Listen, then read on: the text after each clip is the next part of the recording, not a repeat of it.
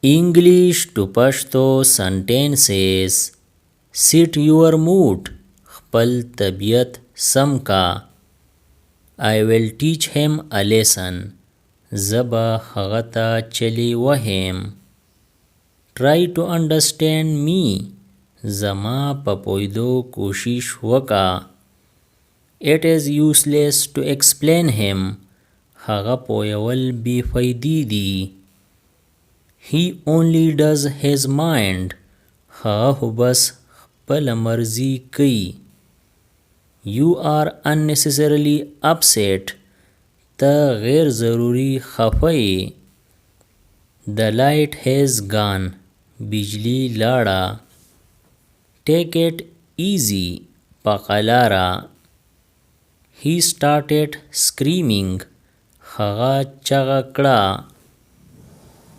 Have some shame. لږ شرم وکا. That's the way. دغه لار ده. He talks strange things. هغه عجیبه خبرې کوي.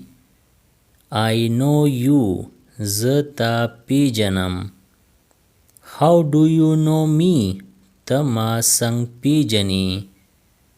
Who has seen tomorrow? سبا چا لیدلې. May God bless you.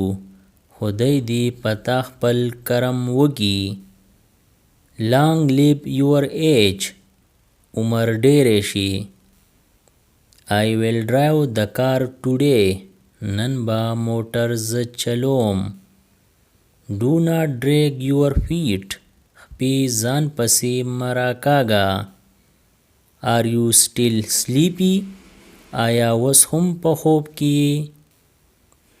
This is a big deal for me. دا ما د پاره غټه خبره ده. The truth always seems bitter. رښتیا عمري ترخی. It is definitely something. خامخا څه خبره ده. Control your tongue. خوله دې په واک کې کا. You are so dull. ته څومره ناراستی. Spit away the anger. غصه توکا. You deserved it. ته د دې لایق یې. Just a little more. بس لږ سات نور. The bag is very heavy. بسته ډیره درنه ده. Damn on you. لعنت دی پتا باندې. Stay within your limits. په خپل اوقات کې ووسه. My mind is restless. زه ناقراره یم. What are you doing here?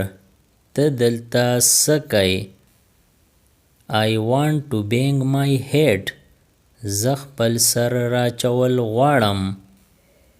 Consider me your own. خپل می وګڼه. It will cost you expensive. تا ته به دا ګران پریوزي. You order. ته حکم کوه. Apologize to her. د هغې نه معافي وغواړه. I need an answer. زما جواب پکار دی. Are you feeling well?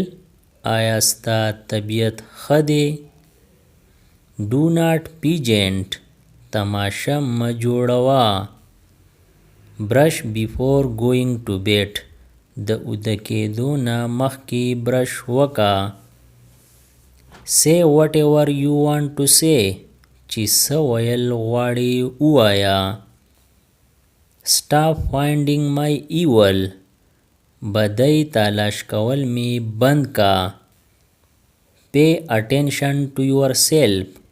په ځان توجه ورکا. I am getting nervous. زه یریږم. I want to marry. زه واده کول غواړم. I am 30 years old. زه د 30 کالو یم. Don't disturb my mind. مازغه راله مه خرابوه. Do not give him so much freedom.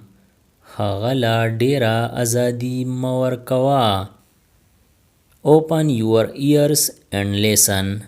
غوږونه کولاو کا او واوره. Pack your bags. سامان دی وتړه. You walk away from here. ته د دې ځای نه ځه. Let me rest. پرېږده چې آرام وکم. Do not spend things. خبرې مه تاوهه. As far as I am concerned. څومره چې ماته پته ده. I will take care of the rest. باقی ټول به زه سنبال کم. Don't fight with me. ما سره جګړه مه کوه. Are you in your senses? په هوش کې یې کو. Don't make fun of him. هغه پورې ټوقې مه کوه. I have observed it. ما دغه مشاهده کړې ده. Let me live peacefully.